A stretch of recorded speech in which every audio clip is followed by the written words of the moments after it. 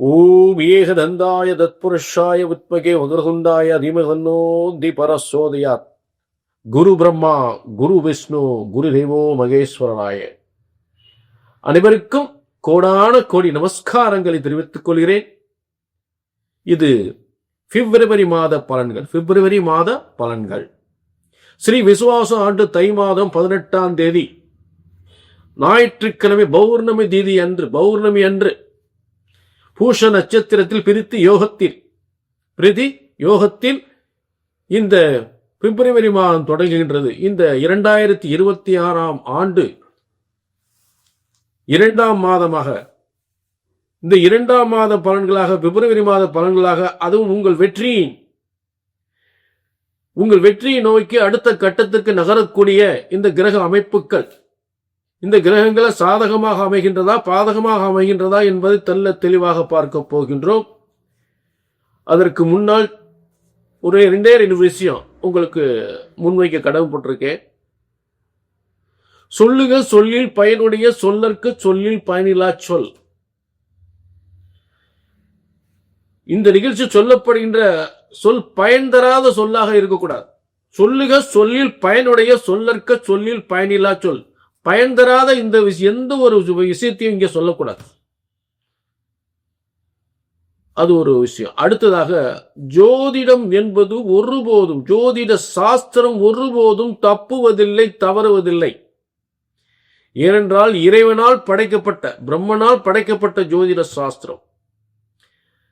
அப்ப நமக்கு இந்த ஜோதிட சாஸ்திரத்துல பல ஏமாற்றங்கள், சரியா நடக்கலன்ற ஒரு ஏமாற்றங்கள் ஏற்படுது அப்படின்னா அதுக்கு ஒரு காரணம் சொல்றேன், கொஞ்சம் புரிஞ்சுக்குங்க. ஒரு ஜோதிடத்தின் பலன் சொன்னது நடக்கவில்லை என்றால் ஒன்று உங்கள் ஜாதகம் தவறாக இருக்க வேண்டும், இல்லை என்றால் ஜோதிடர் நான் தவறாக இருக்க வேண்டும். இதுதான் உண்மை.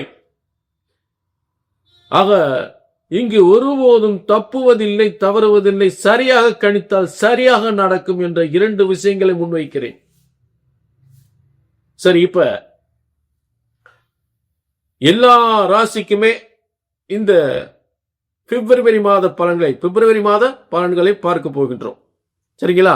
இது அதே நேரம் பொது பலன். உங்க தனிப்பட்ட ஜாதகத்தை பார்க்கணும். அதாவது இந்த பிரம்ம சாஸ்திரத்துல, இந்த பிரபஞ்சத்துல ஒவ்வொரு மனுஷனுக்கும் பிரம்மன் ஒரு தலையெழுத்து எழுதியிருக்கார்.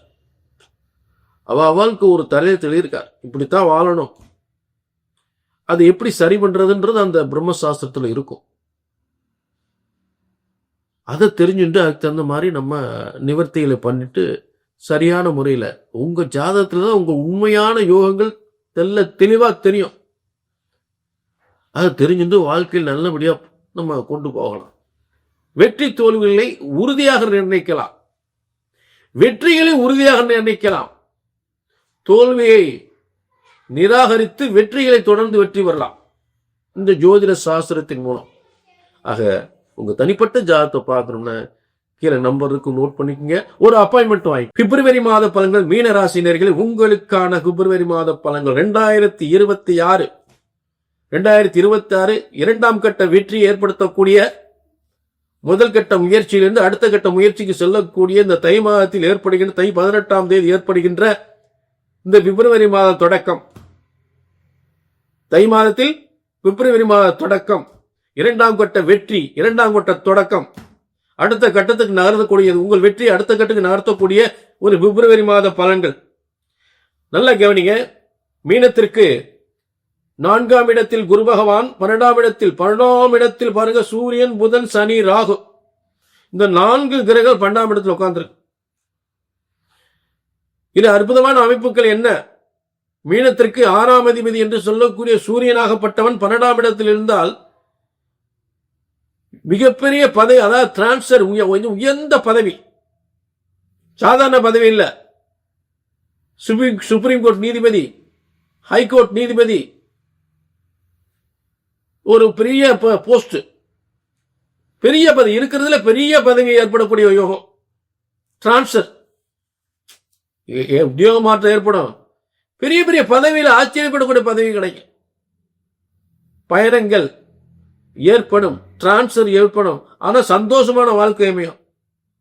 என அங்க உங்க மீனத்துக்கு 4ஆம் அதிபதி அங்கதான் உட்கார்ந்துருக்கு. 4ஆம் அதிபதி வீடு வாசல் சொல்லக்கூடியது, சுகத்தை சொல்லக்கூடியது. அப்ப பயணத்தின் மூலம் சிலருக்கு வெளியூர்ல சொத்துக்கள் வாங்கலாம். மீனத்துக்கு வெளியூர்ல சொத்துக்கள் வாங்கக்கூடிய ஏற்படும். ஏன்னா அங்க சனிவார் 12ஆம் அதிபதி ஆட்சி பெற்று உட்கார்ந்துருக்காரு. ராகு உலகத்தில் வெளிநாட்டுல சொத்து வாங்கலாம், வெளியூர்ல சொத்து வாங்கலாம், வெளிநாட்டு தொழில் சிறப்பா இருக்கும். சிலருக்கு உயர்ந்த சொல்ற மிகப்பெரிய இருக்கிறதுல உயர்ந்த பதவி, புரியுங்களா? அந்த மாதிரி பதவி சுப்ரீம் கோர்ட்ல பெரிய பெரிய ஒரு நீதிபதி, அந்த மாதிரி ஒரு எந்த கோர்ட்னாலும் மிக தலைமை பொறுப்பு, புரிஞ்சுட்டீங்களா? மிகப்பெரிய பதவி. அதே மாதிரி நம்ம இருக்கிறதுலே பாத்தீங்கன்னா ஒரு எம்எல்ஏ இருந்தவங்க எம்பி ஆகலாம். எம்பியா இருந்தவங்க அதை விட பெரிய பதவிக்கு போகலாம். ஜனாதிபதி பதவி கூட சில கிடைக்கலாம் இந்த ராசியில இருக்கிறவங்களுக்கு. அந்த மாதிரி நாட்டில் உயர்ந்த பதவி இருக்கு, அதெல்லாம் மீன ராசி கிடைக்கிறதுக்கு வாய்ப்பு இருக்கு. ஐயா நிறைய கஷ்டப்பட்டீங்க, மீன ராசி அவ்வளவு கஷ்டம் அவ்வளவு கடன் இருக்கதான் செய்யுது. அதுக்காக யோகம் இல்லாம போயிடும். மீன ராசி நிறைய கடன்லாம் இருக்கு, பிரச்சனை நிறைய இருக்கு. அதுக்காக யோகம் விலகி போகாது, வரக்கூடிய யோகம் வரதான் செய்யும். ஏன்னா இப்ப உங்களுக்கு 2-9 கூறிய செவ்வாய் லாபஸ்தானத்துல இருக்கார். 2ஆம் இடம் வருமானம், வாக்கு, வருமானம், கல்வி. கல்வியின் மூலம் பதவி கிடைக்கும், வருமானம் கிடைக்கும். அப்ப 9ஆம் இடம் 2-9 உயர்ந்த பதவி. அவர் பயணஸ்தானத்துல உட்கார்ந்துருக்காரு, உயர்ந்த அந்தஸ்து, உயர்ந்த பதவி. அப்ப செவ்வாய் அங்க உட்கார்ந்துருக்காரு. அப்ப உட்காரும்போது கண்டிப்பா இது கிடைக்கதான் செய்யும். சொத்து கிடைக்கும், பதவி கிடைக்கும், வாகன யோகங்கள், அரசாங்க குவார்டர்ஸ், அரசாங்க அரசியல், இதெல்லாம் மிகப்பெரிய முன்னேற்றத்தை ஏற்படுத்தும். உறுதியா நடக்கும், எழுதி வச்சுங்க, அப்படி நடக்கும். இது பொதுவான பலன். மீனராசினியர்களே, இது நல்ல யோகங்கள் ஏற்படுத்தக்கூடிய காலம். அதே நேரத்தில் பொதுவா உலகத்துல சில சச்சரவுகள், கலகங்கள் ஏற்படும், அது வேற விஷயம். அதை வச்சு நம்ம முடிவு பண்ணிருக்கிறோம். அது இந்த நேரத்தில் சொல்லித்தான் ஆக வேண்டியிருக்கு. உலகத்துல நிறைய அரசாங்க அரசியல்ல குழப்பங்கள் நிறைய ஏற்பட வாய்ப்புகளை கொடுக்கும். அதுதான் வெற்றி பெறக்கூடிய நிலை உங்களுக்கு சாதமாயிரும். புரிஞ்சுட்டீங்களா? உங்களுக்கு எதிர்பாராத விபரீத ராஜயோகம். நல்ல நீங்க ஒரு 2 விஷயத்தை சொல்லி நான் முடிக்கிறேன். ஜோதிடம், பிரம்மனால் படைக்கப்பட்ட ஜோதிட சாஸ்திரம் என்பது ஒருபோதும் தப்புவதில்லை, தவறுவதில்லை. ஒரு ஜோதிடத்தின் பலன் நடக்கல அப்படின்னா ஒன்னும் உங்க ஜாதகம் தப்பா இருக்கணும், இல்லாட்டி ஜோசியம் தான் தப்பா இருக்கணும். சரிங்களா? ஆக இந்த 2 விஷயம்தான். ஆக பிரம்மா படைக்கப்பட்ட பிரம்ம சாஸ்திரத்தை சரியாக கணித்தால் சரியாக நடக்கும். பிரம்மனால் படைக்கப்பட்ட பிரம்ம சாஸ்திரத்தை சரியாக கணித்தால் சரியாக நடக்கும். இது இந்த காலத்தில் நடக்கும்னா நடந்தே ஆகணும். புரிஞ்சுட்டீங்களா? ஆக கீழே நம்பர் இருக்கு, நோட் பண்ணிக்க, ஒரு அப்பாயின்மெண்ட் வாங்கிக்கோங்க. தனிப்பட்ட ஜாதகத்தை பார்த்துக்கணும், பார்த்தாதான் எது இந்த காலத்தில் நடக்குன்றது நல்ல தெளிவா தெரிஞ்சுக்கலாம். ஆக மீண்டும் ஒரு நல்ல நிகழ்ச்சி சந்திக்கும் வரை உங்களிடம் இந்த விடைபெறுவது சித்தர் வாக்கு ஜோதிடர். நன்றி, வணக்கம்.